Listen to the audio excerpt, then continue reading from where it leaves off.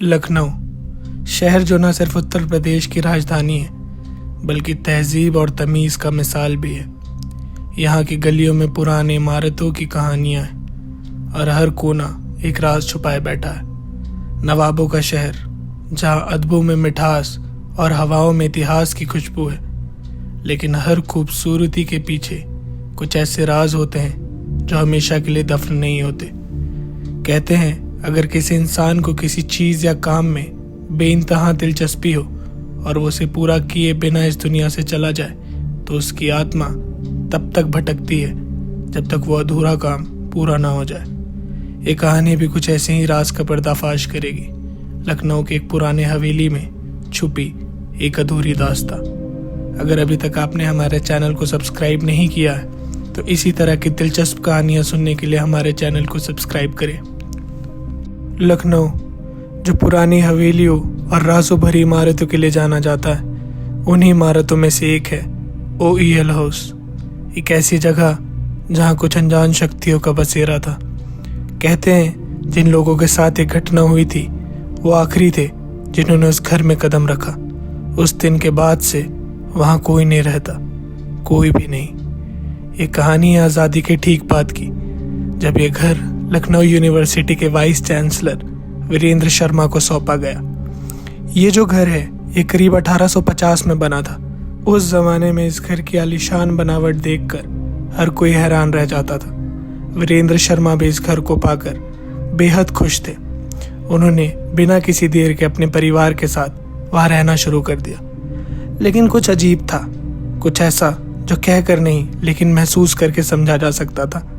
शर्मा परिवार ने देखा कि आसपास के लोग उन्हें एक अजीब नज़र से देखते हैं, सहमी हुई आंखों से, जैसे कुछ कहना चाहते हो लेकिन कह नहीं पाते, जैसे उन आंखों में एक राज दबा हो जो उन्हें वहां रहने से रोक रहा हो।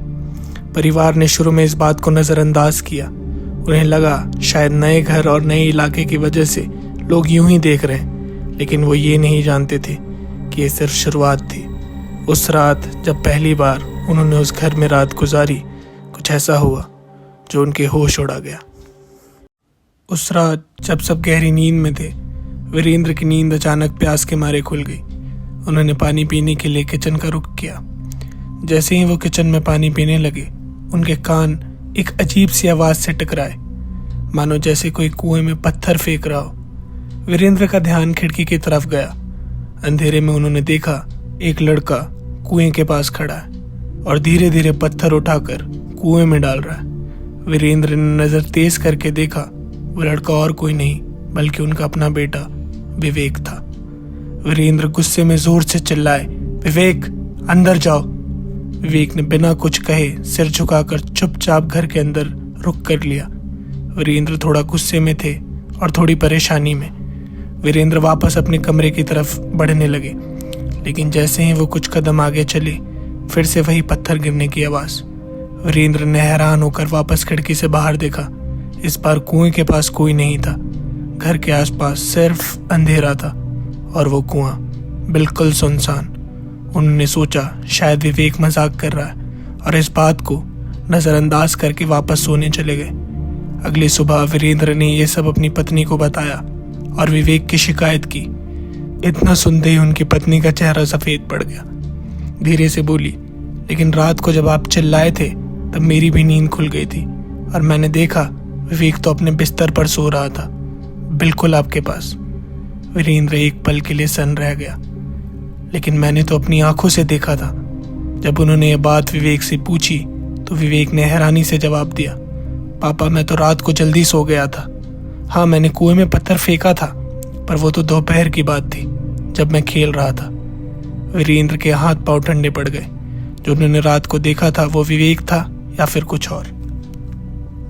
पिछली रात जो कुछ भी हुआ था उसके बाद भी वीरेंद्र ने उस बात को सिर्फ एक वहम समझकर भुला दिया, लेकिन वो गलत थे। अगली रात सब कुछ पहले की तरह ही था। वीरेंद्र अपने कमरे में गहरी नींद में थे। अचानक उनकी नींद एक बार फिर से उसी आवाज से टूटी। इस बार उन्होंने कुछ ज्यादा ही ध्यान से सुना, बिल्कुल वही आवाज जो पिछले रात सुनाई दी थी। उनका दिल तेजी से धड़कने लगा। धीरे से वो खिड़की के पास गए और नीचे झांक कर देखा, वही मंजर, वही कुआं और वही लड़का जो कुएं में पत्थर फेंक रहा था, विवेक। लेकिन इस बार वीरेंद्र ने चिल्लाने के बजाय कुछ और सोचा। उन्होंने सोचा, अगर मैं ऊपर से चिल्लाऊंगा तो ये फिर चुपचाप चले जाएगा। वीरेंद्र सीधा नीचे विवेक के कमरे की तरफ दौड़ पड़े। उनका दिल जोरों से धड़क रहा था। दरवाजा जोर से खोलते ही कमरा खाली था, विवेक वहां नहीं था। उनकी सांसों में तेजी आ गई। अगर विवेक यहाँ नहीं है तो वो कुएं के पास है। बगल में ठंडी हवाएं चल रही थी। उनके रोंगटे खड़े हो रहे थे। डर से कांपते हुए वो सीधा कुएं के पास पहुंचे जहां विवेक खड़ा था, चुपचाप पत्थर फेंक रहा था। वीरेंद्र जोर से चिल्लाए, विवेक तू यहाँ क्या कर रहा है? विवेक ने धीरे से अपना सर उठाया। उसके चेहरे पे अजीब सी शांति थी, आंख पे जान सी, और उसकी आवाज एकदम ठंडी थी। मैं उन्हें जगाने आया हूं। वीरेंद्र का चेहरा सफेद पड़ गया। किसे जगाने आया है? विवेक ने अपनी उंगली से कुएं की तरफ इशारा किया। अंदर देखो। वीरेंद्र ने हाथ कांपते हुए कुएं के अंदर झांका। जैसे ही उसकी नजर कुएं के अंदर गई, उसके पैरों तले जमीन खिसक गई। कुएं के अंदर सदियों पुरानी ब्रिटिश सोल्जर्स की सरकटी लाशें थी। उनकी आंखें खुली थी, मानो मौत से पहले वो चीख मार रहे थे। उनके खून से लाल हुई वर्दी अभी भी पहनी हुई थी। वीरेंद्र एकदम पीछे हट गए। उनके मुंह से चीख भी नहीं निकल पाई। जैसे ही उन्होंने वापस मुड़कर देखा तो विवेक वहीं बेहोश पड़ा हुआ था। वीरेंद्र भाग के विवेक की तरफ गए और उसे अपनी गोद में उठाकर अंदर ले गए। विवेक को होश आया, लेकिन उसकी आंखों में एक अजीब सी उदासी थी। वीरेंद्र ने बेचैनी से उससे पूछा, बेटा तूने कुएं में पत्थर क्यों फेंका था और तू रात को वहां कर क्या रहा था? विवेक ने थकावट भरी आवाज में कहा, मुझे कुछ याद नहीं, बस इतना याद है कि मैंने एक दोपहर उस कुएं में पत्थर मारा था और उसके बाद मुझे वो दिखने लगा। वीरेंद्र ने हैरानी से पूछा, कौन दिखने लगा? विवेक ने चेहरे पर डर की लकीरें उभर आई। एक ब्रिटिश सिपाही जिसका सर नहीं था। वो मुझे घूरता रहता था और मुझे अजीब अजीब काम करने को बोलता था, जैसे वो मेरे अंदर घुस जाता हो। मैं रोक नहीं पाता था। दिन बीतते गए, लेकिन विवेक की हालत दिन ब दिन खराब होती चली गई। उसके चेहरे की चमक गायब हो गई थी, आंखें बेजान सी, और कभी कभी वो अपने आप से बातें करने लगता था, जैसे कोई उसे बुला रहा हो। बेचारा वीरेंद्र हर जगह मदद मांगने गया। आखिरकार उसने अपने आसपास के पड़ोसियों को अपनी परेशानी बताई। जैसे ही उसने पूरी कहानी सुनाई, पड़ोसियों के चेहरे जरा ठंडे पड़ गए। एक बूढ़े आदमी ने ठंडी सांसें लेते हुए कहा, तुम्हें नहीं पता, इस ओईएल हाउस की बड़ी भयानक कहानी है। वीरेंद्र ने हैरान होते हुए पूछा, कैसी कहानी? बूढ़े आदमी ने बताया, 1853 में यह हवेली एक नवाब की थी। उस समय अंग्रेजी हुकूमत का राज था, लेकिन उस नवाब ने अंग्रेजों से बगावत की थी। उसने कई ब्रिटिश सिपाहियों को युद्ध में मार गिराया था और उनके सर काट दिए थे। ये लाशें उन्हीं की हैं और इन लाशों को इस कुएं में डाल दिया था। वीरेंद्र के रोंगटे खड़े हो गए। बूढ़ा आदमी बोलता गया, उन लाशों को कभी आखिरी विदाई नहीं मिली। उनकी आत्मा इसी हवेली में अटक गई। तब से वो इस कुएं से जुड़ गई है और इसी वजह से यहाँ कोई नहीं आता। बूढ़े आदमी की आवाज़ में डर था। जब तेरे बेटे ने पहली बार उस कुएं में पत्थर मारा तो वो सोई हुई आत्माएं जाग गई और उस पर हावी हो गई। वीरेंद्र ने हैरानी से देखा, मेरा बेटा उनका शिकार कैसे बन गया? बूढ़ा आदमी बहुत धीरे से बोला, वो आत्माएं चैन से नहीं रह सकती। उन्हें किसी जिंदा इंसान का शरीर चाहिए ताकि वो अपनी प्यास बुझा सके, अपना बदला ले सके।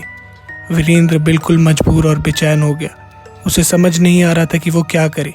विवेक की हालत दिन ब दिन खराब होते चली गई और फिर उस दिन वो सब कुछ खत्म हो गया। विवेक ने जोर से चीख मारी। उसका पूरा बदन कांप रहा था। उसकी आखिरी चीख थी, वो आ रहे हैं मुझे ले जाने। और उसके बाद उसके बदन ने हिलना बंद कर दिया। उसने आखिरी सांस ली और इस दुनिया को अलविदा कह दिया।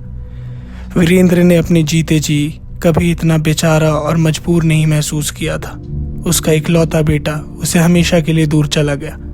बेचारा वीरेंद्र वो घर छोड़कर हमेशा के लिए कहीं दूर चला गया। लेकिन उस दिन के बाद उस हवेली में एक नई कहानी शुरू हुई। अब वहाँ सिर्फ ब्रिटिश सोल्जर्स की आत्माएं नहीं, बल्कि एक बच्चे के रोने की आवाज़ भी सुनी जाने लगी थी। लोगों ने कई बार रात के अंधेरे में कुएं के पास एक छोटे बच्चे को बैठे देखा। लोगों का कहना था कि वो विवेक की आत्मा थी जो अब हमेशा के लिए उस हवेली के साथ जुड़ गई थी। क्या वो आत्मा कभी मुक्ति पाएगी? क्या कभी वो कुआं आज़ाद हो पाएगा? ये राज वही कुआं जानता है जो अब भी वहाँ खामोशी से खड़ा है, ऐसे जैसे उसने अभी तक कितनी ही कहानियों को अपनी गहराइयों में छुपा रखा हो। अगर आपको ये कहानी पसंद आई तो हमारे चैनल को सब्सक्राइब करें और इस वीडियो को शेयर करें।